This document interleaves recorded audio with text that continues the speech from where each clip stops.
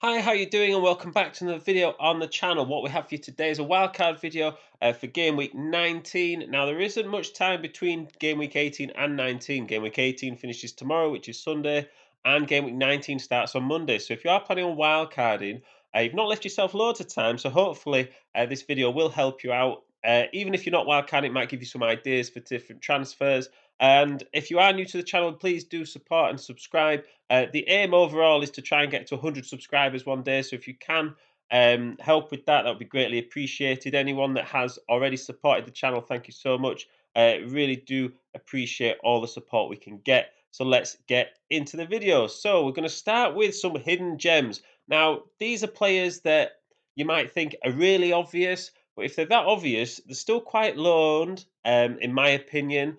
We'll start with Sanchez. So he is somebody that is only 12% owned and he is 4.6 million. So he's not quite the cheapest in terms of ward, but he is that good price that you would want to get in and you know he's going to play. He's actually predicted 21.4 points in the next 5 game weeks. And as we've got the fixtures there as well, they look pretty good, especially from a defensive point of view. You've got Everton, Leicester, Bournemouth, and Palace aren't necessarily scoring very many goals so far this season.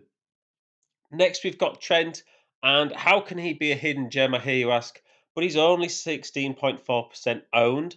Did get an assist in this game week, and is somebody that could burst into the season, could get some points moving forward. And Liverpool's fixtures do look really good. He is obviously a premium player, but if you have Cancelo in your team, and Cancelo's not playing at the moment, and yeah, he could play in the next game week, but that's what we thought this game week.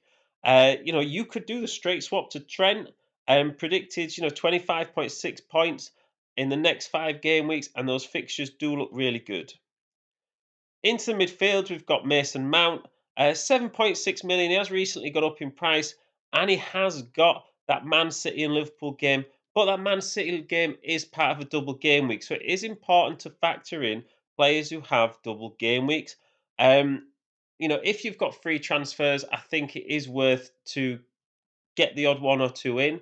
Would I wildcard specifically to attack these double game weeks? Absolutely not. I think there's bigger game weeks coming on later in the season, which will have more double fixtures in for a lot more teams. So please don't get sucked into this sort of as a double game week. I've got to absolutely get on a load of Chelsea players because you know they play Man City, and that's pretty tough. Man City themselves do have a double game week in game week 20, and even then that is Chelsea and Man United, and Spurs have a double game week as well. And I just think I wouldn't touch any Spurs players that have a double game week.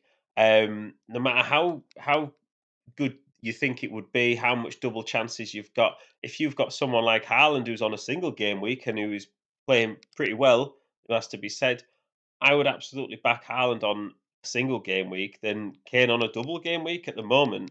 Whether you agree or not, let me know in the comments.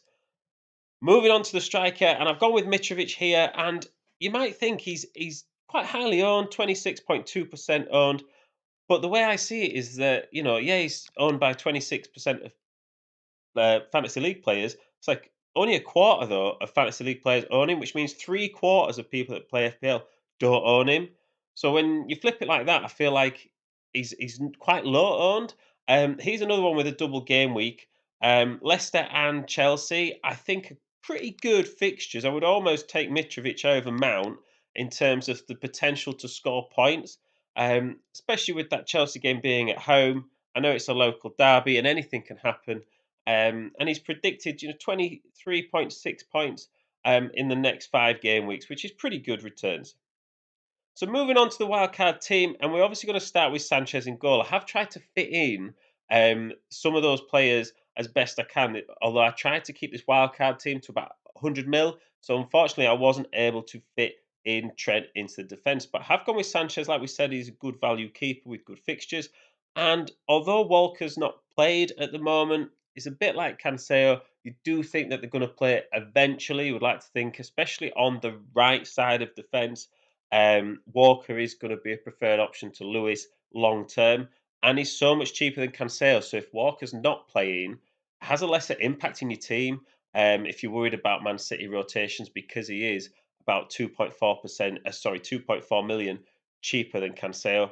Also gone with Shaw and Trippier. Apart from this Arsenal fixture, Newcastle's fixtures look great. And for Man United with Luke Shaw, they've just kept 2 clean sheets on the bounce. And Luke Shaw is playing pretty well as well. And whilst they have mixed fixtures moving forward, they do have some good opportunities for clean sheets still after that.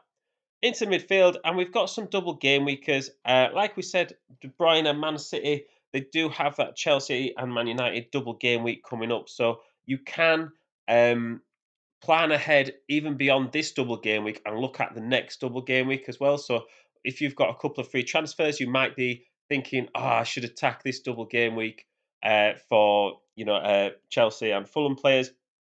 Maybe you just wait and save a couple of transfers, so you're able to take out maybe one of your premium players and for a cheaper option, and that might give you the funds to upgrade to De Bruyne, or if you think Cancelo's going to be back, get Cancelo in, or maybe you think Phil Foden's going to come in, and give you a bit more flexibility. You've got to look in the middle term a little bit when you're looking at these double game weeks, especially the ones that are planned in.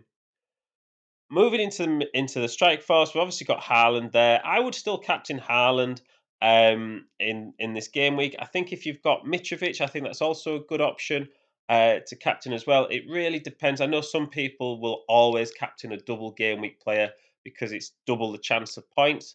Um, I think Haaland is probably the only exception that you would maybe not do that for. And, captain Haaland against all odds just because of that high ownership. And he's proven that he's got, 21 goals in 15 Premier League games. I think that kind of goes against sensible thinking for Fantasy League. People are worried about Mitrovic being on 4 yellow cards. I don't really worry about that. I think if you think he's going to score well, he could be on 4 yellow cards for the rest of the season. It's a bit like somebody that's got an injury. Check out someone like Reece James. Come back, everyone got him in the teams.